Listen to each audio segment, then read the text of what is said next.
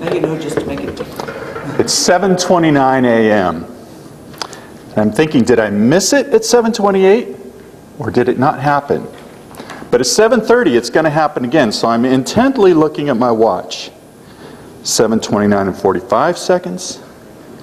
50 seconds. 55 seconds. 7:30. Nothing. Oh, my watch is sometimes fast. 10 seconds passed. 20 seconds passed. 30 seconds passed. It's not that far off. It's just not happening. The school bells didn't ring. Ring! Oh, that's not the bells. That's Stan Nelson in the hallway pretending to be a school bell. You got to get the kids to class sometime. So I walk into my office and I look at the server that's storing the schedules for the bells, and it looks like it's on. I sit down, I log on, everything's good. I remotely connect to the Bell's computer. Yeah, it's there, it's got the schedule. So I walk out of my office, go downstairs, walk into the registrar's office, and there under the desk is the Bell's computer. And on top sits the black box, little black box. There's a wire for power coming in. There's a wire from the computer coming in that's supposed to be the signal for the bells. And there's a wire going out to the bells. And then there's a switch, an on-off switch on top. And there's no label. Which direction's on, which direction's off? Maybe somebody moved the switch. What this box needs are some little LED lights. I could imagine one light for power, one light for the switch, is it on or off, and one light that turns on when the bell's actually ringing, and then it goes off when the bell stops ringing. Where am I going to go to find LED lights? Radio Shack. Radio Shack. Radio Shack. Why not AGM Electronics in Caldwell?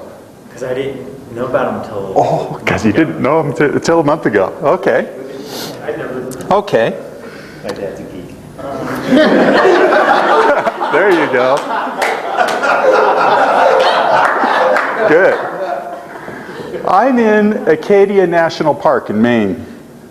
We've had a great week of camping. It was beautiful there along the ocean. It was quiet. It's one of the few places in New England you could camp where you don't hear the cars all night long. We've packed up. We're ready to head home. I've hooked up the utility trailer. I've plugged in the cable for the lights. And I suppose we should check the lights before we leave, so I turn on the hazard lights on the vehicle. I go around and I look at the back of the utility trailer, nothing. So I go back to the vehicle, I turn on the headlights, go back to the utility trailer, no tail lights. All right, so I pull out all my tools. I always come prepared with my tools, and I have everything that I need to fix the light, except no way to test the voltage. I need a test light. Now, do you know how far it is from Maine to AGM Electronics in Caldwell? 2,847 miles. Yes, but let me tell you, every city, virtually every city has a Radio Shack. And many of them more than one. And so I can count on finding a Radio Shack close by that has whatever I need to fix that. Now, some of you may not be into fixing electronic stuff. But that's okay, because Radio Shack has a lot of other things going on as well. They've got a lot of great cell phones with a lot of cell phone carriers available. And not only that, they have instant rebates on their cell phones. And everybody else, you have to wait for those rebates in the mail. My wife bought some wireless headphones from someplace else. And one night I decided to watch TV. You know, one of us likes to go to sleep, the other one wants to be close, so we'll watch TV, try to keep the volume not too loud. And I put on these new wireless headphones. Oh, it was great for about 15 seconds. And all of a sudden this static that was ear-piercing came through. Those headphones have not been used since. But Radio Shack had the most awesome wireless headphones. They were just right. But they've got a lot of other stuff too. Awesome toys for kids.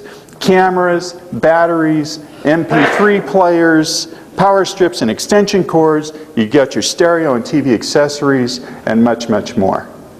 Frankly, if you can't find it at Radio Shack, you probably don't need it.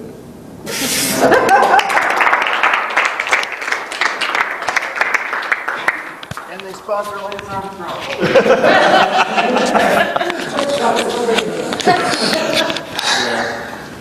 What? 5:02. Nice. Oh, I went over. 0.2 of a second. All right. Did his introduction draw you in? Yes. What worked well with his introduction? The story. Okay. What about the story? Drama. It was suspenseful. You had no idea where he was going. I'm totally wrapped in going, I want to know where this guy's going.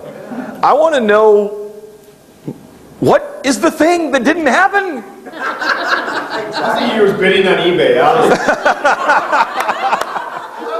was waiting for him to say 55. Click. Till I get the bid. Nice, nice. Wonderful redirect. When somebody said Radio Shack and you said, what about HM Electronics? That wonderful diversion that kept us off and moving towards your conclusion, which was much stronger because we didn't know it. But then his emphasis was on Radio Shack. That's what I'm saying. Yeah, but I thought when he said, what about this? I thought he was going to go that direction. Yeah. He gave it back to Radio Shack. Which made his main story that much more compelling because I know he's not going to HM Electronics in Caldwell, so where's he going with this? But it sounded like he was emphasizing the other story. He was trying to throw you off there. Yeah. It was a misdirect, but if he would have gone, yes, Radio Shack, we would have been done. Yeah. We got his talk already finished. He can shut up and sit down. There's no more drama. He took us on this story that he took us step by step up the drama chain. So well done, well done. What would you critique on him? What would you say do differently or stronger? Put the HM Electronics in a different place. Talking about it was like when he was in Maine. He's at the shop. He's like, no, my actual favorite store is just shop there. But it's like, do you know how far it is from there? And it's like, then I don't know. It would have made the transfer. The transition a little stronger. Easier than saying HM Electronics and then going back to his. Okay.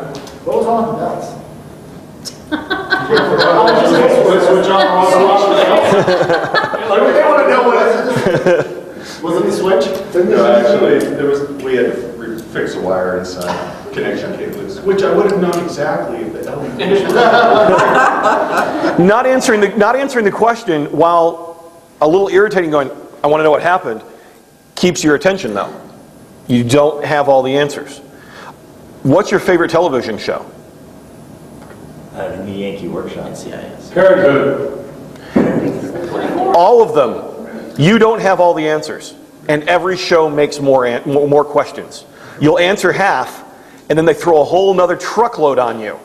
I was doing taxes a week or two ago, and so I'm ADD, so I like to watch something while I'm doing mind-numbing things like entering receipts into Quicken because I was very behind. And I started watching on Hulu Flash Forward. It's the most annoying show. Because every episode asks, you can't stop watching it because every episode asks even more questions. And you're like, I have to know. It's like Lost, which I gave up on very quickly, but you know. Yeah, so he pulled you along on the drama curve very, very nicely. I thought when I gave him the microphone and he stood up and said, oh, about online shopping, which was funny. I was wondering, first, if he was going to use that as his introduction, not knowing what his talk was or where he was going. And if he was going anywhere about online shopping, to have done something that would have been as unordinary as starting his talk from the sitting down position would have been fantastic. It wouldn't have fit with this talk at all, and but the fact, especially that with all the repetition that we've had about online shopping, see if you want to go for online shopping on yours as well. Starting out that way would have grabbed attention and at least done something that was out of the ordinary going, he's talking before he ever gets up front, if he did it in a compelling way. So I just noticed that and went, don't be afraid to think outside the box in what you're doing. Don't be afraid to break rules a little bit if you know why you're doing them and you have a good reason to. Good job. Very good job. All right, we got one more. It's all you.